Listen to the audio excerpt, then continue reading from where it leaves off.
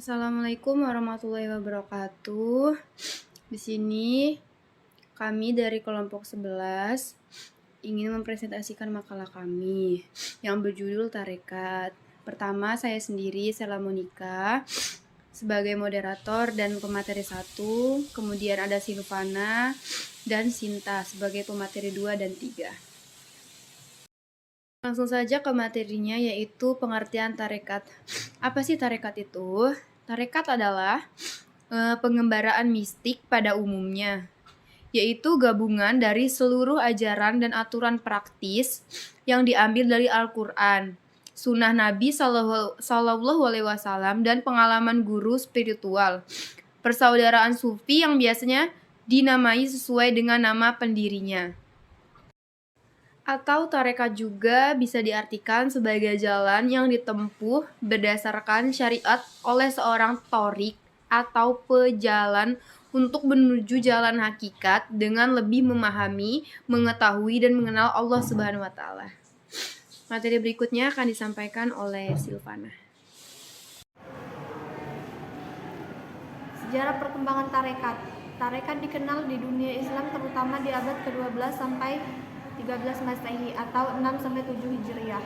Dengan hadirnya tarekat Qadiriyah yang didasarkan pada sang pendiri Abdul Qadir Al-Jailani pada tahun 1077 sampai 1166 Masehi. Seorang ahli fikih Hambalian yang memiliki pengalaman mistik mendalam. Setelah Al-Jailani wafat, ajaran-ajarannya dikembangkan oleh anak-anaknya dan menyebar luas ke Asia Barat dan Mesir. Tarekat Qadiriyah ini mengikuti corak tasawufnya Al-Ghazali, tasawuf Sunni.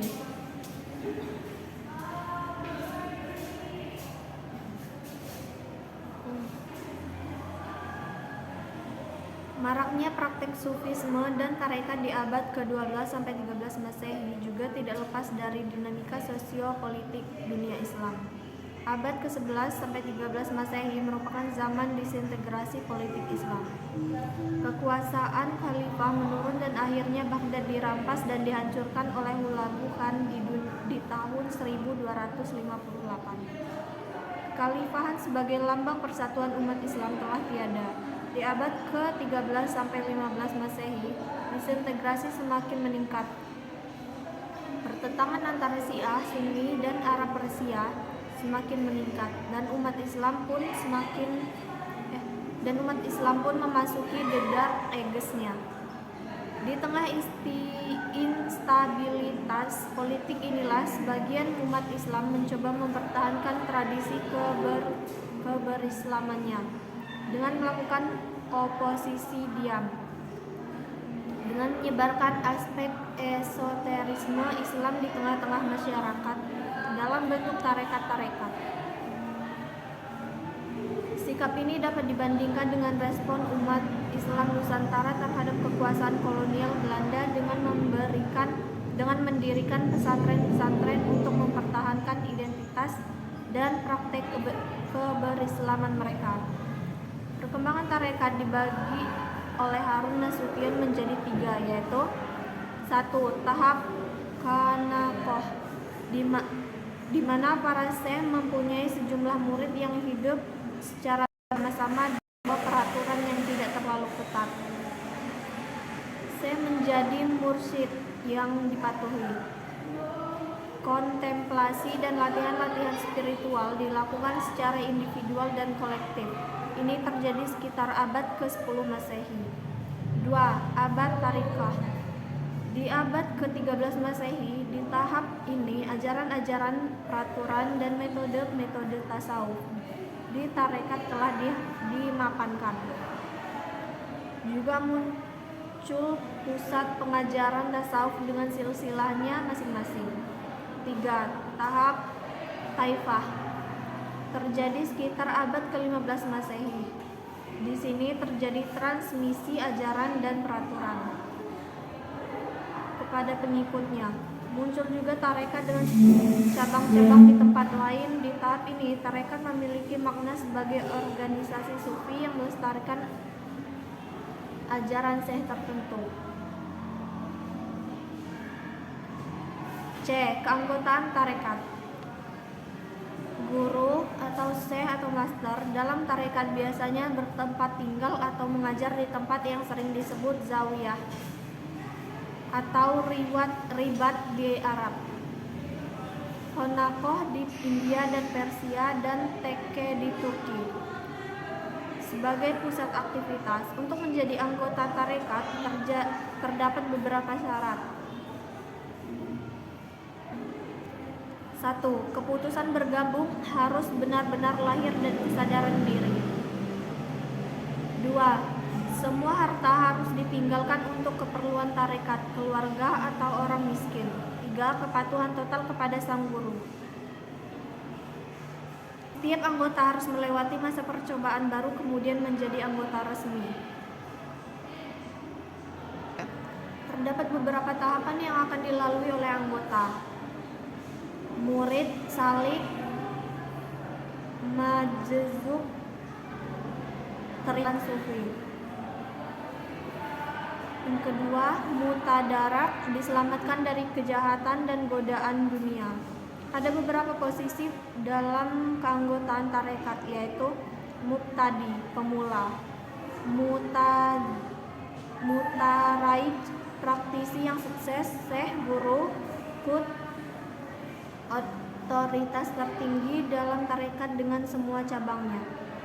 Di masa lalu terdapat dua model keanggotaan tarekat. Yang pertama, anggota resmi yang mencurahkan hidupnya menjadi praktek sufisme secara total. Mereka ini hidup di pusat aktivitas sufisme dekat dengan gurunya. Kedua, anggota biasa yang secara frekuensi datang ke guru untuk mendapatkan perintah baru. Mereka dibolehkan mengambil kehidupan normal duniawiyah. Kelompok terakhir ini menjadi pendukung finansial utama bagi zawiyah. Setelah melewati tahapan-tahapan dalam tarekat, seorang anggota akan mendapat ijazah dari guru untuk dapat mengajarkan ajaran tarekat kepada orang lain.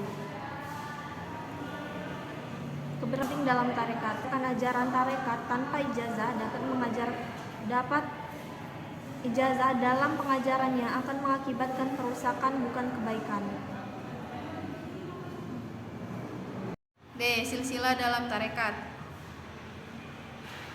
Seperti fungsi sanad dan dalam hadis, keberadaan silsilah dan dalam tarekat berfungsi menjadi validitas dan otoritas ajaran mistik agar tetap merujuk pada sumbernya yang pertama, Rasulullah Muhammad SAW. 1. Silsilah Qadariyah. Nama ini merujuk pada Abad Al-Qadir Al-Jalani. Ia adalah khalifah dari Abu Said Makhzumi, khalifah dari Abu Hasan Ali Al-Qasi, khalifah dari Abu Al-Farah Al-Tarutusi, khalifah dari Junaid Al-Baghdadi. Yang kedua, silsilah Yasuyah, oleh Ahmad Yausi yang dikenal sebagai Yahudi of Turkistan. Dia adalah khalifah Yusuf Hamadani, khalifah Ali Armani, Syaki Hamid Al-Ghazali. Silsilah yang ketiga, silsilah Naqbanidiyah, dinamai nama Abu Al-Bin Nahhaban.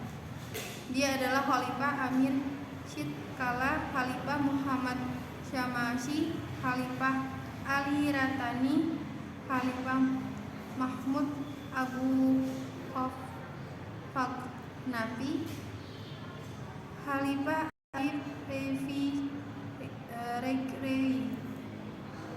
Keempat, silsilah Nuriyah, dimulai dengan Syaki Abu Al-Hasan Nuri. 5. Silsilah Khazuriyah, diambil dari nama Ahmad Khazuriyah yang merupakan khalifah dari Hatim Asum. 6. Silsilah Satriyah, dari Muhammad Arif, Khalifah Muhammad Ali Ishik. Ketujuh, silsilah Sadat Karam. Pemimpin silsilah ini adalah Jalal-Din Bukhari. 8. Silsilah Zahidiyah dari Badar al-Din Zaid yang merupakan Khalifah Sadar al-Din Samarkand.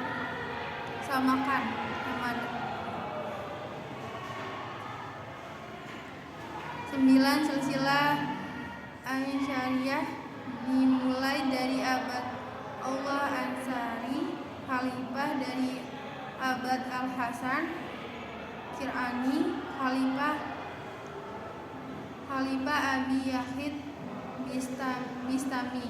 10. Silsilah Safijaya dari Safi bin Ishaq, Khalifah Zaid, Khalifah Jamal al-Din Takhrizi, Khalifah Shihab al-Din Abhari.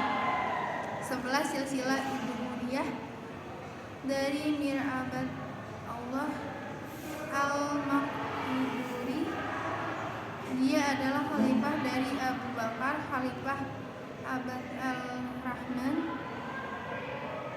Yang kedua, silsilah Qadariyah. Silsilah ini berada di beberapa syakir yang memiliki beberapa silsilah, dikenali dengan Qadariyah karena anggotanya merupakan kaum Qaladari, kaum Sufi mabuk.